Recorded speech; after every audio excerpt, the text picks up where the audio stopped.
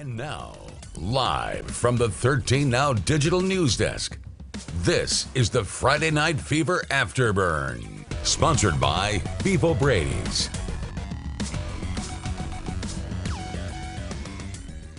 Welcome to the Friday Night Fever Afterburn show. Once you've done watching all the highlights on Friday Night Fever, you're going to want to come here because we break down everything you just saw. So it's a great addition to our show. Obviously, I'm here with Sam Granville. Sam, we had some great games for week 4 of the season. Absolutely. It seems like each week, we're each week tops the next. And oh, yeah. I mean, this week we had a lot of great games. A lot of teams, with that 0 in their loss column and trying to stay undefeated. Tonight we saw a few of them add a 1 to that. So. Add a 1, but we still have some undefeated. So, Spencer, without further ado, for people who are watching right now, we have a few people that want to know these scores, I'm sure. Bluntstown taking down Freeport. They're staying undefeated, 4-0, the Tigers. I see Mickey Allen. Way to go, Tigers. Yep, I know you. He's on here every single week. Definitely a Bluntstown fan, and you got to be a fan after that game tonight. Lincoln and Mosley staying undefeated as well. They're 4-0 too. And I don't know what it is about the number 42. It's a mystery. What about it? We got to ask Coach about that. We got to ask Coach Whitten because, 4 weeks in and they've scored 42 in all 4 games. All 4 games. That is what they have come out with, 42 points on the dot. That's crazy. See, they're kind of developing a pattern because it's 42 all 4 weeks. The first 2 weeks, 0 for their opponents, 14 the last 2 weeks. Ooh, Next week, they could allow their opponents 28 and double it and still win. Yeah. So they could go 21, but they could go 42. Look at us. And it's math. Yeah, big, there you go. We're big math here. people here on the show. Hey, guys, I'm going to say hey to some of the people here. Gary, hello from Vernon. Nice. Lois, hello tonight. Chad, Chipley, 50, Vernon, 0. Oh, that was the final score from that one. Did we have that one, Spencer? Chipley, I guess, beat Vernon 50-0 tonight. So, wow. What about them Tigers? Seriously. What is it with the Tigers tonight, too? Man, they are killing it. We were talking about that last year. Vernon had a strong team. Yeah. And that they took on Chipley, kind of ran up the score a little bit. So, A little bit of revenge. A little bit of revenge. From Chipley tonight. They were waiting for this game. A lot of returners on that team. They remember how that game went. And, like we've said in the last couple weeks, Vernon obviously clearly in a rebuilding year over there. And, Chipley say, we don't care. You did it to us last year. It's our turn this year. We're going to do it this year. That's right. Lance, look at those Dolphins. John Brock, we are going to give Liberty County some love. Spencer, we have Liberty County's score, don't we? So we're going to show the good people Liberty County's score. There it is. Liberty County taking down Franklin County, a battle of 2 counties. There you go. 48-7 was that final score. Liberty County, I really like the Bulldogs this year. We've covered them in a few games, and man, they really fight and battle it down to the wire, right? I mean, didn't they do that with Bozeman a few weeks ago? Absolutely. That was a great, hard, fought match. And Liberty County, they picked up, that overtime win against Weewa week 1, and then that back and forth game with Bozeman at Bozeman. They got a pretty good team over there. Franklin County, it was their senior night. Not a lot of seniors on the team. I think they have 6 over there. Hey, but still. Shout out to the Franklin County seniors. But, Liberty County, the Bulldogs, they came strong tonight. The Bulldogs were seriously with a bark tonight. Now, before you've obviously seen some of those final scores there, but before we break down some of our games tonight, Sam, we have a special guest, don't we? Absolutely. We got a guest. We have a guest for the first time in Afterburn history. We have a guest, and it is Thomas Schultz. He covered tonight one of the top games in the area, Weehawken versus Port St. Joe. Thomas, how you doing tonight? Good. It's good to be here, guys. I'm glad to be a special guest on the program. Yeah, we're happy to have you, our first guest on the show, so obviously a huge honor, right? Oh, yeah. I mean, this is the biggest honor I can think of. Yeah, exactly. Well, Thomas, we had you here for a reason. You went over to see Weehawken take on Port St. Joe. I didn't know how this matchup would turn out because obviously Weehawken, they were looking to bounce back. They seriously were looking, hey, we need to, they got a win over Rutherford last week. Was that last week or 2 weeks ago? They fell to Rutherford last week. Close game there, but they did pick up a win over, who was it, North Florida Christian? No, it wasn't North Florida Christian. Now I'm forgetting who they picked up a win over. That was a tough one. Maybe the comment section will sound off on that one. But Thomas, let us know what happened. Obviously, the Gators had a little trouble early on, losing one of their best players, right? Yeah, first play from scrimmage, Wewa Hitchka on defense, Port St. Joe going deep on a bomb. They actually score a touchdown there, but it's called back because there's an illegal block on Alex Williams. You'll know, obviously, Wewa Hitchka's star quarterback. Yeah. Also a linebacker on that team. He was actually stretchered off of the field there. So there was about a 10 to 15 minute Do you know delay. what it looked like? Was there anything? From the replay that I shot, it looked like it was a head. It might have been upper body. It was an illegal block at the end of the day. And so they have an illegal block. They also have an unsportsmanlike penalty against Port St. Joe, pushing them back 30 yards. It didn't matter. Very next play, DJ Oliver takes it to the house 7-0. Wow. They run away from there. And look, I mean, Wewa Hitchka couldn't throw the ball because they don't have Alex Williams.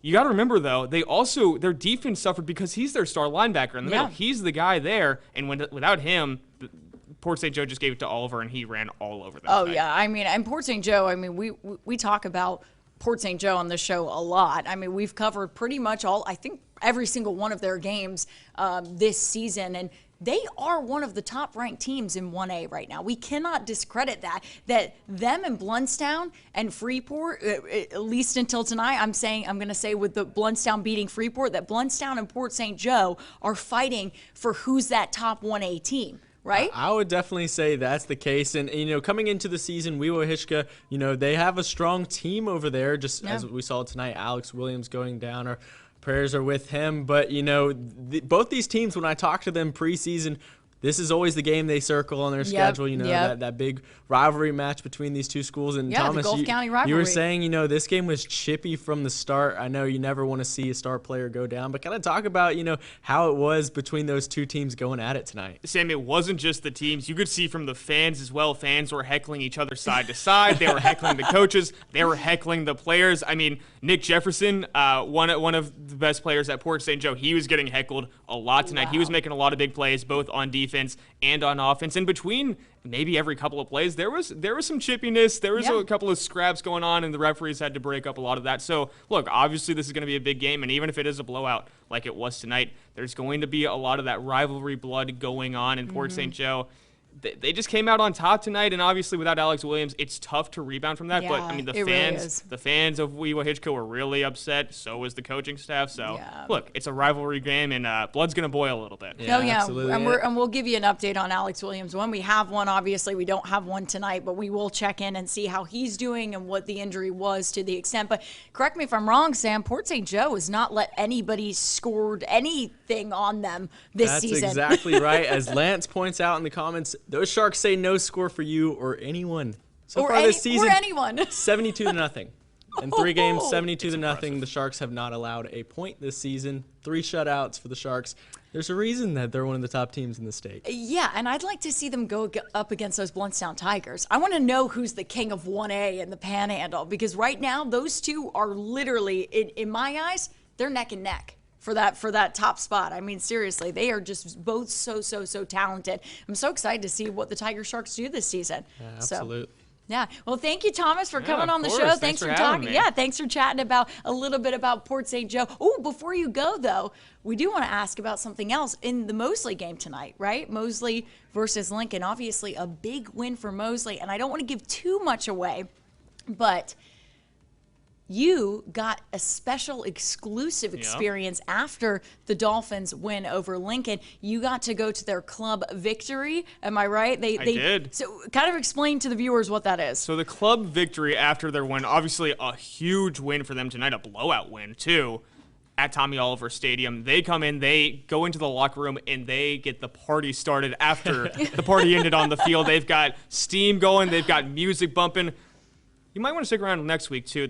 Maybe I'll explain their 42 a little bit more. That 42, obviously, you guys mentioned it. All right. It's kind of a big deal there. And look, They get on the field, they do their thing, they come in, and then they're pumping iron. They're not taking any breaks this year, all right? They're coming for the championship. They're getting those reps in after the game, before the game, whenever it happens. It was a lot of fun and a lot of smoke going on in that locker room, and just a really, really good time. A team that's having a lot of fun this year, and obviously a lot of success on the field. Oh, yeah, definitely. And we'll tease that story. We're going to have a full story on Club Victory coming up on News 13 next week, so you're going to want to stick around and watch out for that in our sportscast next week. But thank you, Thomas.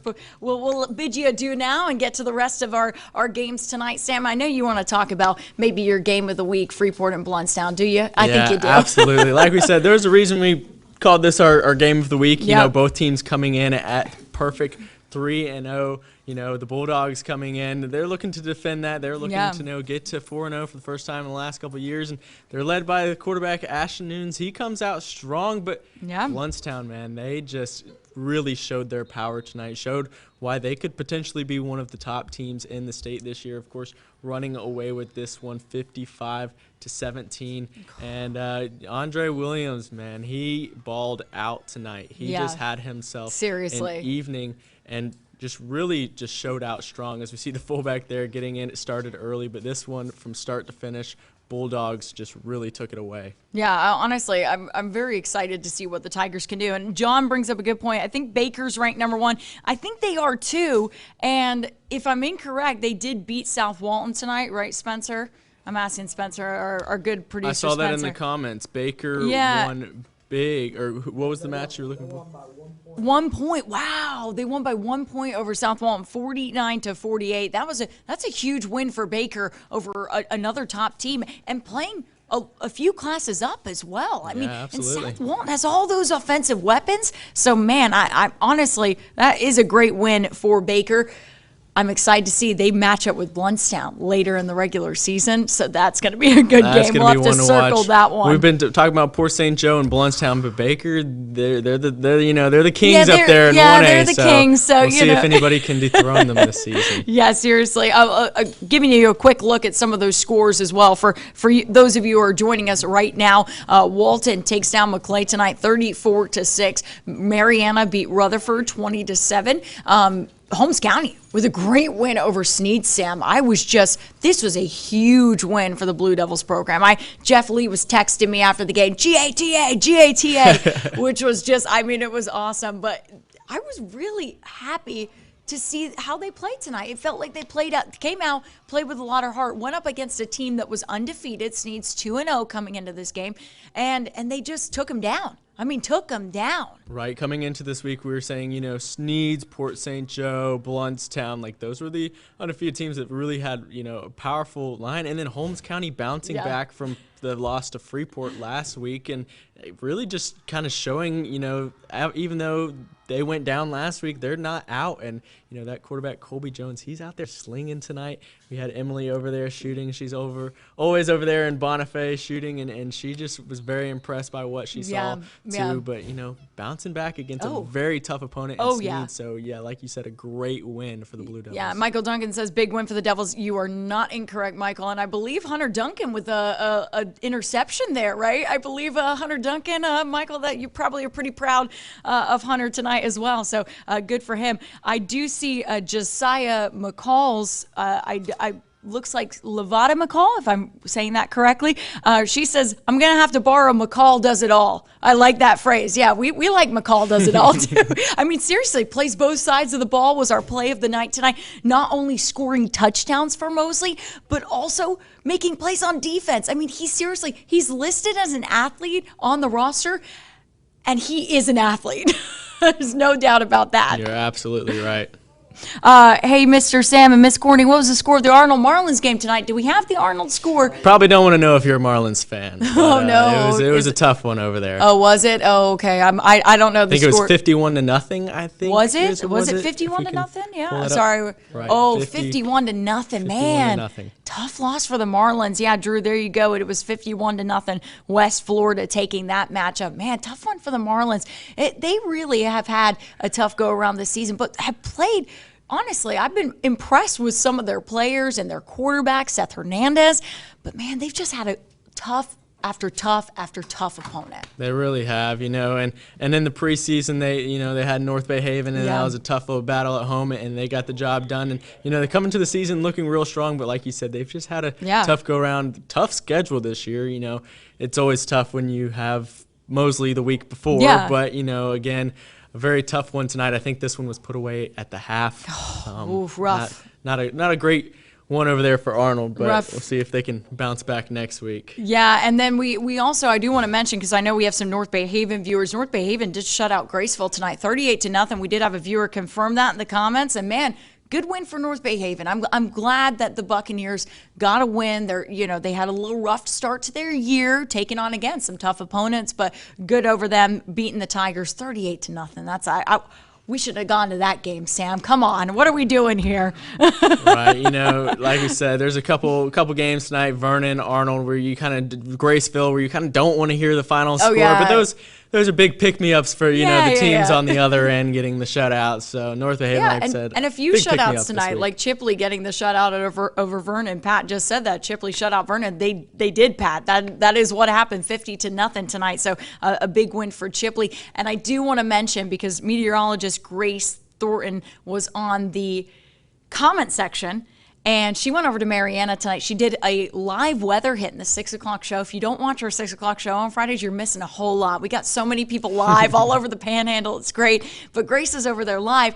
And before she left the game, Mariana did give her a shout out, and she wanted to thank everyone for that shout out, because she felt like so awesome. You guys made her feel so welcome in Mariana. You guys make us feel awesome everywhere, but that was so sweet of the Mariana Bulldogs to do that tonight. I thought that was really classy of them to give her a little shout out. She's a professional over there with the weather, and like she's new to the football, but she loves it, and she does a great job, as you saw the highlights tonight. So just another, like you said, big shout out to Grace over there in Mariana. Yeah, and since Drew is asking about who Arnold plays next week, Spencer, do we have those Week 5 matchups? We do indeed. Our great producer Spencer has those Week 5 matchups for us.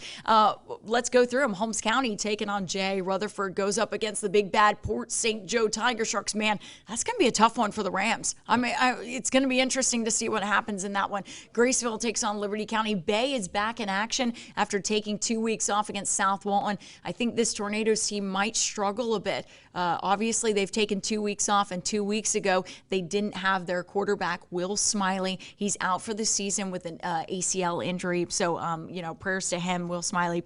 But he's out for the rest of the year, like I said. So they're going to struggle against that Seahawks team. But moving on, because I know Drew wants to get to who Arnold takes on next week. And I think it might be on the next slide, if I'm not incorrect. Yeah, Spence? Maybe? I don't see it on here. Oh, no. West Florida next week. No, they don't. They play West Florida this week. So they may be off next week. Right. They may be off. I'll look up real quick. You're right. They're off next week. I am. Okay, sorry, Drew. They are off next week after figuring that out. Marty, the Baker Gators, well, they won tonight. Very close one by 1 point over South Walton. 1 point. And that was a big win for the Gators, because South Walton is a good team this year. They are a very big offensive team. They have all those weapons in their quarterback, Kemper Hodges, Cade Roberts as a receiver. A lot of Division I players over there. Yeah, let's just cut it there. There's no slouches on that team over there. They're a very high-powered offense, and to pick up a win against South Walton, clearly we weren't at that game, but that looks like it might have been the game of the night. Yeah. Wish we could have made it out to that one. If Baker was a little bit closer, I would go every week to their games, because they truly have a fun time playing on the field. It's good to watch Baker play. And we do have some really great matchups coming up with the Gators coming up later this season, like that big one with Bluntstown. We talked about it earlier in the show. Mark your calendars. Mark your calendars. When the Tigers and the Gators face off, that is going to be looking for the crown of 1A. Oh yeah, definitely. I'm very excited about that one. Sorry to change it back to the scores, Spencer, but can we go back to those Week 5 games one more time, just to give some of the other viewers here? To answer John Brock in the comments, yes, South Walton does have a highly touted tight end. Yeah, Pierce Spurlin. He's going to Georgia in a couple years. Oh, yeah, he's Just going to wanted answer Georgia. that real Oh, quick. yeah, he is going to Georgia as well. Thanks, Drew. I appreciate it. You are too kind. And then Bluntstown, I think someone was asking, who does Bluntstown play next week? They are off next week, so they play in 2 weeks at Holmes County. So Bluntstown will not be playing next week. They play in 2 weeks at Holmes County. Just to go through the final ones real quick, and then we'll go. We're running out of time here, folks. Weewa Hitchka. Spencer, it's Weewa Hitchka, not Weewa. I'm making fun of you now, but We Hitchka. No, I'm just kidding. It's supposed to say Weewa Hitchka versus Bozeman. Freeport takes on Chipley. That should be a great matchup. I'm excited for that one. North Bay Haven takes on Cottondale. Mosley goes out of town. They've been in Bay County for the last 4 weeks. Now they go out of town to face Mobile Christian in Alabama, so that should be a good one too. Jefferson County takes on Vernon. Mariana takes on Walton. St. John Paul II takes on Sneads. And Rocky Bayou Christian takes on Franklin County. So those are every single game we have going on for Week 5. Some great matchups in Week 5. And then, yeah, I'm like tuckered out from all the action this was a fun one, no doubt. A big one, like I said. Started off with the game of the night over there in Freeport, which Bluntstown showed their supremacy. Like you said, you were at Mosley tonight. Oh, yeah. So who do we have undefeated now? We have Bluntstown undefeated. We have Mosley undefeated. Port St. We Joe. have Port St. Joe undefeated.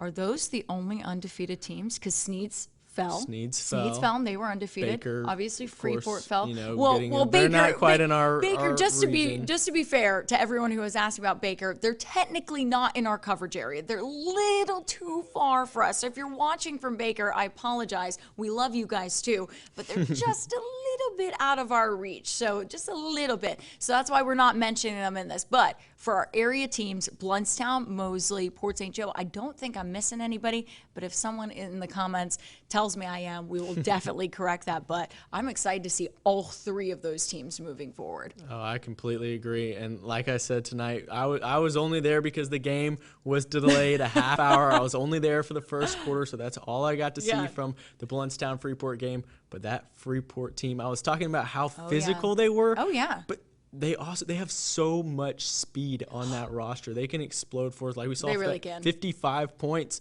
You know, like we said, Freeport was an offensive powerhouse, averaging 40 points a game. The Bluntstown Tigers.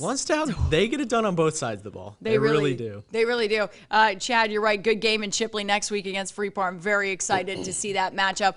But Sam, do you have anything else to tell the people? I think we covered basically everything. It's been a good show. You know, great to get our guest on tonight and talk about that rivalry over there. Yeah, let us know if you want to see more guests. We have different people shooting highlights. We've got Emily McLeod, our weekend anchor. Grace, obviously, our weekend meteorologist, heading out shooting games. So if you want to see any of them, the weekend team. Anyone you want to see on the show, let us know. We always love to get your viewer comments. We do this show for you guys, not for us. We do this for you guys, so you can get the scores, so you can get everything that you missed maybe in the show. So we do it for you. So if you like something, if you don't like something, let us know. We always take your feedback into consideration as well. So that's all the time we have for tonight. We went a little long, so if you stayed with us, thank you so much for staying with us tonight. We appreciate it.